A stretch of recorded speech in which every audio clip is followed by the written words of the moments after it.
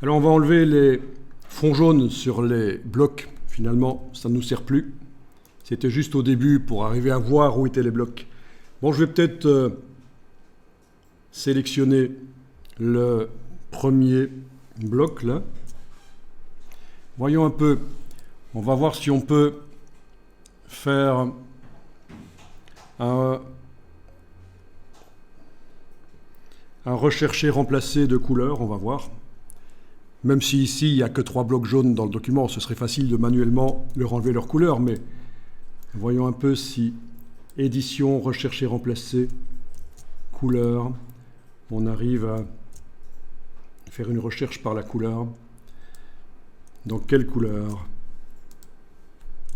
Il n'y avait même pas besoin de sélectionner en fait le bloc. Donc c'est du jaune que je recherche. La plage de teinte, oui, c'est à 20% de jaune, mais je pense que si on indique de 0 à 100%, il va trouver tous les jaunes.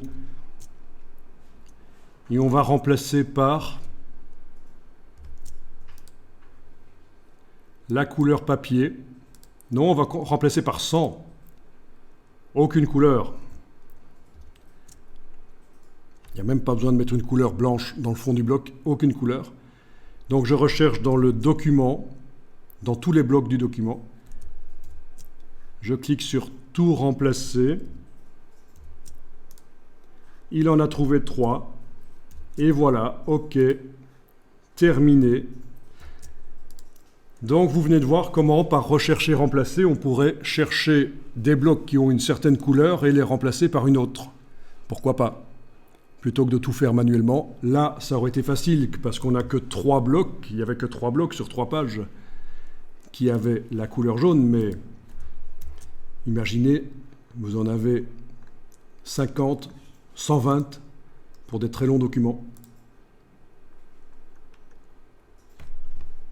Bien, vous voyez le chaînage quand vous sélectionnez un des blocs. Vous voyez que le texte coule d'un bloc à l'autre. Vous le verrez si vous avez dans la palette des outils l'affichage normal ici. Donc c'est du texte en flux continu. Très intéressant pour faire des longs documents informatifs. Mais pour faire des documents de type loisir, c'est pas génial parce que d'une page à l'autre, ça va pas être très varié en fait. Mais des catalogues d'exposition, des rapports d'entreprise, des articles scientifiques, ça peut être intéressant, ce système du flux continu. En fait, il existe donc dans InDesign 2 grands types de documents qu'on peut faire. Des documents en flux continu, où d'une page à l'autre, la mise en page ne change pas beaucoup, et des documents plus loisirs, où il n'y a pas, ou en tout cas pas beaucoup de blocs qui sont chaînés, pas beaucoup de blocs où le texte coule d'une page à l'autre. Et donc, ça c'est plutôt pour faire des magazines, des brochures. C'est une autre approche.